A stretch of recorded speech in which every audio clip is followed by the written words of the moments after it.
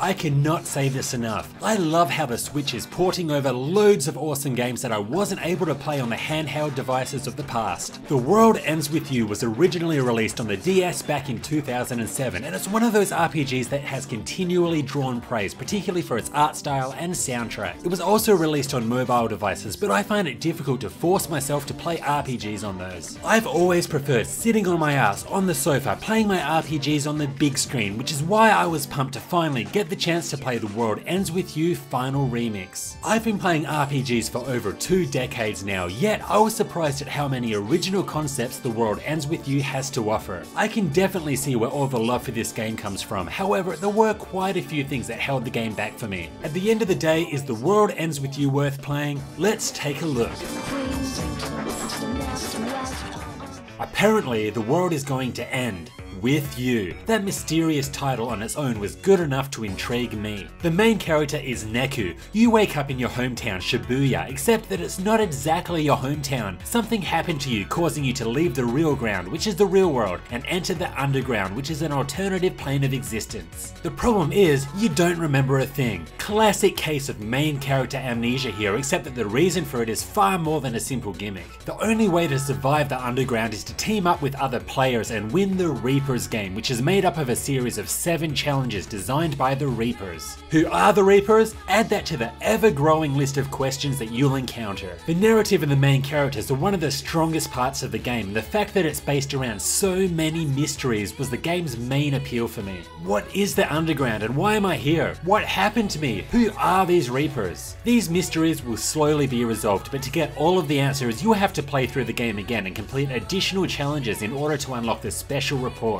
This was a nice touch, as by the end of the game I was definitely left clueless about certain things, and these reports were very rewarding to read. I'll also mention that the Switch version comes with an additional post-game chapter with the purpose of setting up for a sequel, which is something I'll definitely check out.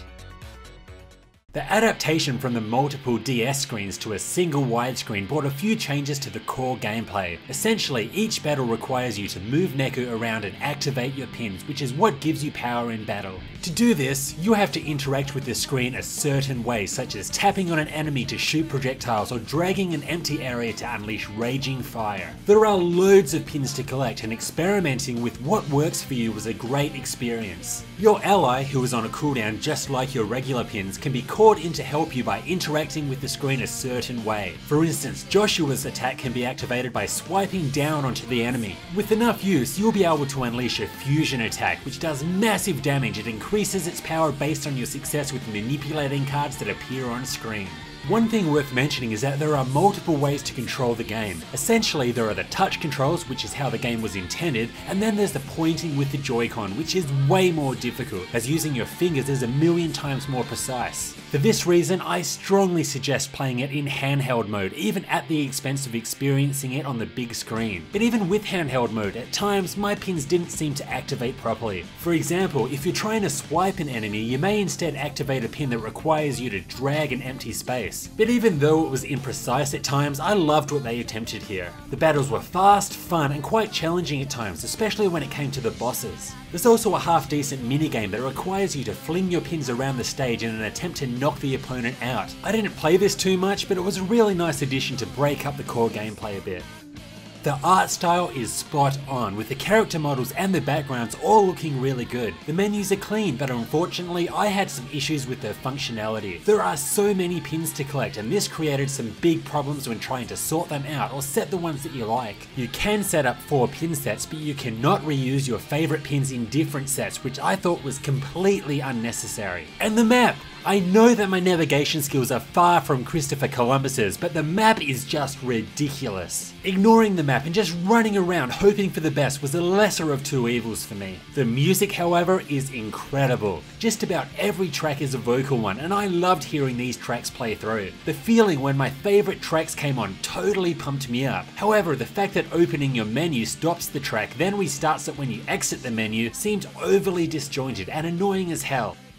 Like I said before, there are so many pins and items to collect. You'll often need to manipulate the difficulty and lower your character's level in order to give you a better chance for certain drops. This was a really cool feature, as at times dropping the difficulty may actually work in your favor in acquiring a specific item. Many of the pins that you find are able to be evolved into even stronger pins. This is cool, but evolving the pins comes with an issue. Pins can evolve through one of two methods: by gaining battle points earned through using them in battle, or by gaining shutdown points earned through putting your Switch in sleep mode and not playing the game. My first issue here is that it never tells you which of the two methods needs to be used more for each specific pin. This means that if you gain the wrong points for that specific pin, it will never be able to evolve. I also found the whole shutdown point system a frustrating mechanic. For starters, I was binge playing this on a long flight, which meant that I couldn't actually evolve my pins without not playing the game. However, I soon found out that I could just flick my Switch state forward and gain loads of shutdown points, but this felt so cheap. I would have never played The World Ends With You if it hadn't been ported over to the Switch, and I'm glad that it was, because I found a lot of enjoyment in this classic RPG. I am a sucker for mystery, and The World Ends With You had me wondering what the hell is happening at every turn. The soundtrack is the other standout feature. The massive variety of vocal tracks really brings this game to life and often had me singing along. It's just a shame that opening the main menu stops the track from playing, then replays it from the start when you exit the menu. The gameplay is definitely something that helps define The World Ends With You. Furiously moving your fingers around the screen in handheld mode to dispatch your foes was a lot of fun, even if at times it seems that incorrect pins were being used due to the somewhat imprecise touch inputs. The biggest issue I had was with the main menu. The pin management options left a lot to be desired, and I could also quite possibly say that this has to be the worst map I have ever tried to navigate. I probably don't regard this game as highly as some of you out there, but I did get a fair bit of enjoyment out of it. What did you think of The World Ends With You Final Remix? Let me know in the comments. This was Hellfire RPGs, thanks for watching. If you liked this, hit like and check out some of my other RPG videos. See you next time.